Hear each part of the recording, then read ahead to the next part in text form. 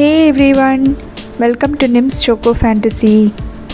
Today I'll be showing you how to make a top forward cake and how I decorated this cake for one of my regular clients.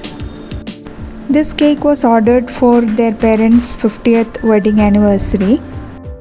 The toppers you see here are all edible and handmade.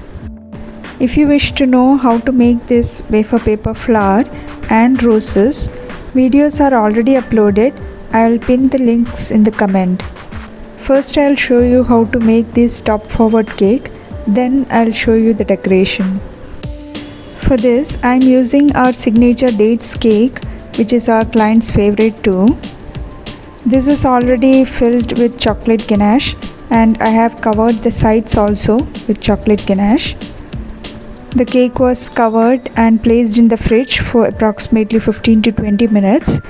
I have taken it out from the fridge, placed it on a parchment paper. Now I'll be crumb coating the cake with American buttercream. This buttercream is very smooth and soft without any grits or grains. If you wish to know how to make this, the video is already uploaded. I'll put the link in the comments. While I am doing this, if you are new to my channel, please click the subscribe button and hit the bell icon so that you will get notification whenever I upload a new video. Also guys, there is a new option called hype. Swipe left on the comment section. You will see a hype button. Click on that and this will help the video to reach wider audience. So here our cake is crumb coated. I am placing the cake in the fridge for approximately 15 minutes. Just for it to set. After 15 minutes I have taken it out. Now we will carve the cake to make it as a top forward cake. Cut a small portion like this.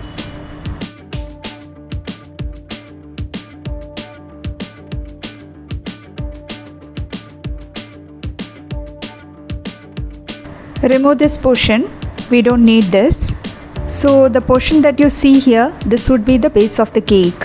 When we place this on the cake board, it has to stick onto the board. So for that I am covering this portion with chocolate ganache. Now I'll show you how to place this on the cake board. Very gently pull the parchment paper with the cake to the tip of the cake board like this.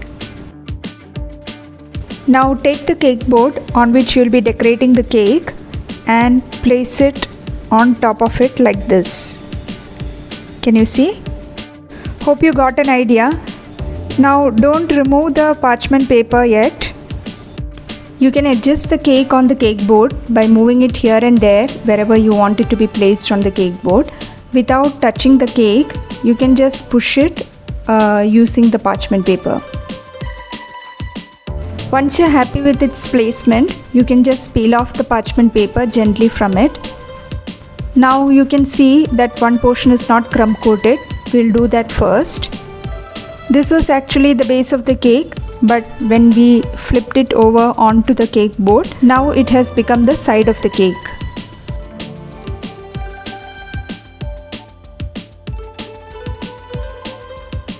Now we'll start putting the final layer of frosting on the cake. I am starting with the top part of the cake. Whenever you do the final coating, put enough buttercream on the cake. We will scrape off the excess buttercream when we smoothen the cake. So make sure to add more buttercream in the beginning itself.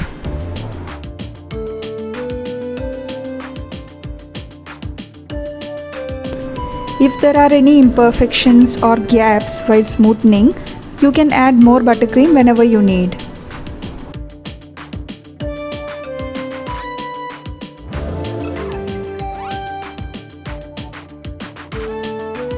Once the top part is done, we will start adding buttercream on the sides also.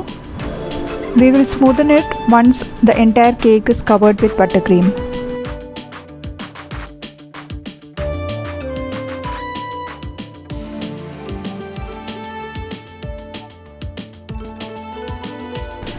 As this has a rounded top, it would be difficult to scrape off and smoothen using a palette knife. In this case, use a flexible scraper to smoothen the frosting by bending it slightly to match the curve, and you will get a smooth finish. So a flexible scraper is crucial for smoothing out the frosting on a curved surface. If you don't have a flexible scraper, you can cut out an OHP sheet or use any flexible plastic sheet like I am using here.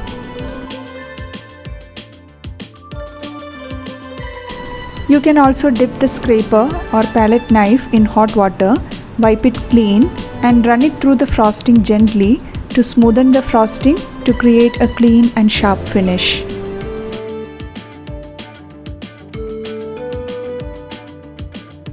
Once you are happy with the final coating, you can keep the cake in the fridge for approximately 15 to 20 minutes just to set.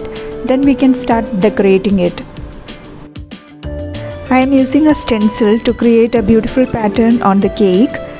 Whenever you use a stencil, make sure that the cake is chilled properly. Place the stencil on the cake. If needed, secure it and apply buttercream on top of it in a very thin layer.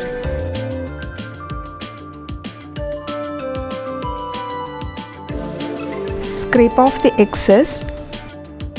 Now gently peel off the stencil, and there you go, the beautiful design has been imprinted on the cake. I am doing the same thing on the other side also. If you want colored design, you can use colored buttercream on top of the stencil. Using palette knife, I am making small pink flowers on the cake.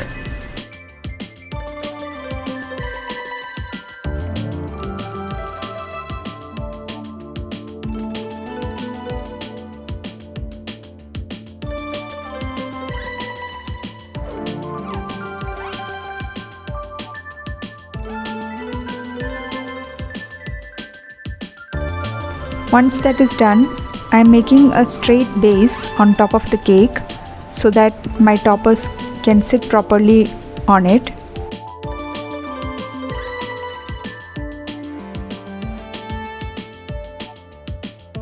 I am placing the toppers on the base.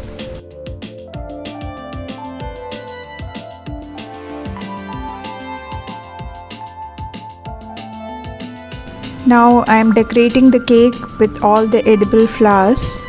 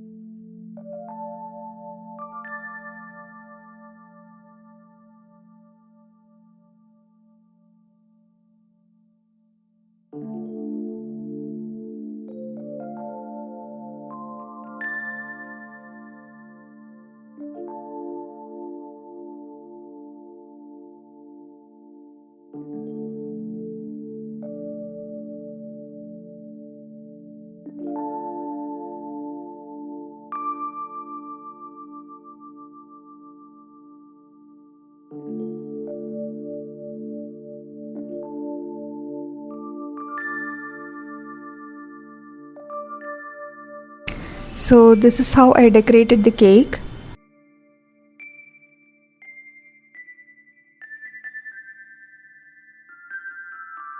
How is it, guys? I like this design a lot.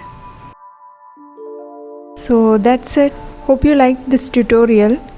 See you again in the next video with more yummy recipes and tutorials. Till then, bye bye.